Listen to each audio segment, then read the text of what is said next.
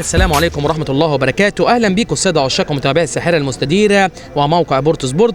محدثكم كريم سالم، ولقاء يتجدد مع إحدى مباريات الدرجة الثالثة، ولقاء يجمع بين فريقي بور فؤاد ولقاء هام جدا، ديربي بورسعيدي خالص يجمع بين فريقي بور فؤاد ونادي المريخ. بيمثل نادي بور فؤاد صاحب الأرض والجمهور النهارده في لقاء اليوم. أحمد عاطف في حراسة المرمى، خط الدفاع المكون من الرباعي محمد موافي 13، أحمد مسعد 4، إبراهيم علي 12، وإسلام بركات بالقميص رقم 8. أما في منتصف الملعب فهناك عبد الله عبد الرؤوف بالقميص رقم 14، ومحمد سليمان المحترف الغاني بالقميص رقم 15، وعبد الرحمن خليل رقم 21 كاستيلو. أما في الهجوم فهناك الثلاثي محمد جمال متعب بالقميص رقم 9، وهشام البطوط ابن المريخ السابق بالقميص رقم 7، وعبد العزيز عبمولة زيزو بالقميص رقم 17. أما نادي المريخ صاحب الصدارة فبيمثله في لقاء اليوم عمرو مجدي في حراسة المرمى، السيد الشناوي بالقميص رقم 37، محمد المصلحي 5، حسام أشرف 24، وأسامة لبة بالقميص رقم 18. أما في منتصف الملعب فهناك الثلاثي محمد بركات 4، إسماعيل كواندا 6، أحمد عبد الرازق 7. أما الثلاثي الهجومي فمثلث كده في قاعدته، أكسم سمير بالقميص رقم 14، ومحمد جلال 27، ورأس الحربة الوحيد عبد الله ناصر بالقميص رقم 10. لازم نقول طبعا حكام لقاء اليوم: ابراهيم محمد حكم ساحه، ومحمد سعيد مساعد اول، ووجيه الصرفي مساعد ثاني. حكام لقاء اليوم من منطقه الجيزه لكره القدم. ينزل عبد الله مره ثانيه، الكره بتتلعب اماميه، وشايف تدخل قوي كده عبد الله ناصر، لكن مره ثانيه جلال دخل منطقه الجزاء وخطيره لكن يشد كره عاليه اماميه طوليه. يا سلام، 10 على 10 من أكسم لجلال، وتمريرة أمامية عبد الله ناصر خطيرة خطيرة خطيرة خطير، وضربة ركنية وبتتلعب عالية، لكن عمرو مجدي بيطلع كورته 10 على 10 بقبضة اليد. إسماعيل كواندا لاعب نادي بور فؤاد السابق والمريخ الحالي، مرة تانية كرة عالية من أعلى نقطة يطلعها علشان تصل للزيزو، دربكه كده داخل منطقه الجزاء، وتسديده قويه. حكم اللقاء بيقول مفيش حاجه، تسديده قويه كده من عبد الله عبد الرؤوف، لكن حكم اللقاء بيقول رايه وصفاره. المصلحي تشتيته من الموافي، غلطه كبيره من اسماعيل كواندا عشان تروح انفراد للبطوط، ما يلحقهاش هشام البطوط، ويقف قصاده بشكل متميز حسام اشرف. واقول لحضراتكم نمسك الخشب، متميز جدا السنه دي حسام اشرف. عبد الرازق واقف صح، بيقطع الكره تروح لاسماعيل كواندا، اسماعيل كواندا مره ثانيه لمحمد بركات، محمد بركات اماميه لعبد الله ناصر، عبد الله ناصر بالمرتده السريعه في الجانب الايمن لاكسم سمير، اكسم سمير بعرض الملعب، اكسم وتمرير تسديده قويه من اسامه لبه، غلط كده احمد عاطف، لكن يلحق نفسه ويمسكها على مره ثانيه من المصلحي، مره ثانيه اماميه تروح لعبد العزيز. حكم اللقاء بيقول مفيش حاجه علشان تروح تبقى سريعه خطيره داخل منطقه الجزاء. متعب ضربه حره مباشره وكثافه عدديه من لاعبي نادي بور فؤاد داخل منطقه جزاء المريخ، تتلعب كره عاليه اماميه خطيره، عبد العزيز عبموله، وتشكل خطوره داخل منطقه جزاء خطيره خطيره خطيره، وتسديده قويه بعرض الملعب يسيبها المصلحي في اتجاه عبد العزيز عبموله، خطيره داخل منطقه الجزاء لهشام البطوط، خطيره خطيره خطيره، بيلعب بعرض الملعب، خطيره خطيره خطيره، لكن 10 على 10 السيد الشناوي في الميعاد والمكان المناسب، سريعه بشكل كبير تروح لعمرو مجدي. بركات لجلال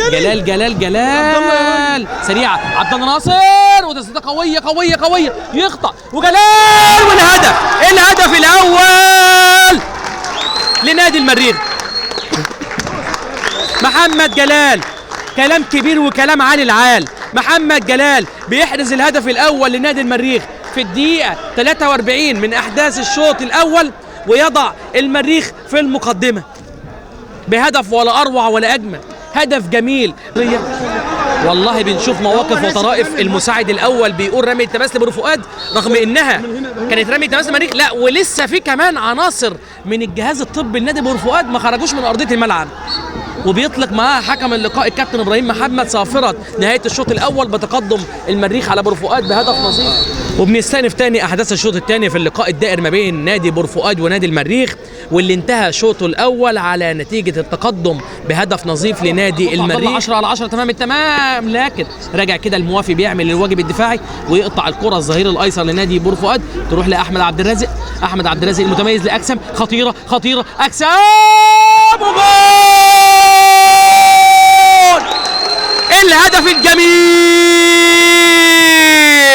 من أجسام سمير، ولا أروع ولا أجمل. جميل المريخ، أجسام سمير ولا أروع ولا أجمل. هدف الموسم، هدف جميل بتسديدة صاروخية قوية تسكن الشباك، ولا أروع ولا أجمل. بعرض الملعب متعب، أحمد عبد الرازق من أعلى نقطة بيطلع الكرة، ولا أروع ولا أجمل.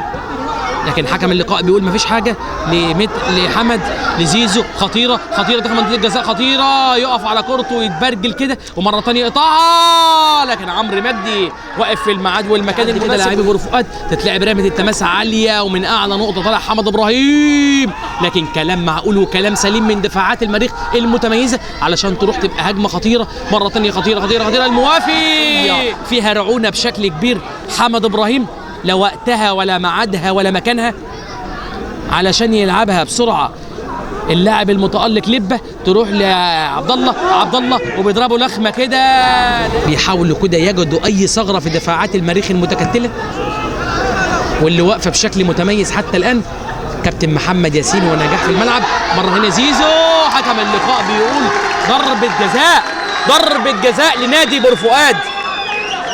ضغط كبير من لاعبي نادي بور فؤاد بغية الرجوع كده في المباراة مرة تانية، وعبد العزيز عبمولة بيرجع ببور فؤاد، وضرب الجزاء لنادي بور فؤاد. عبد العزيز عبمولة زيزو هداف المجموعة على التنفيذ. عبد العزيز عبمولة، عبد العزيز على التنفيذ، وعمرو مجدي واقف كده. عبد العزيز عبمولة، عبد العزيز وكلام لذيذ، وبيحرز هدف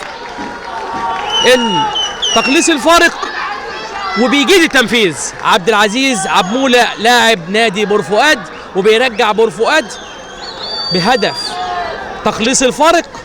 المريخ داخل منطقة جزاء نادي بور فؤاد، وبياخد الإذن من حكم اللقاء يلعب الكرة. أسامة لبة عالية بتعدي من الجميع، بتعدي من الجميع، ويمسك بغرطة أحمد عاطف حارس بور فؤاد.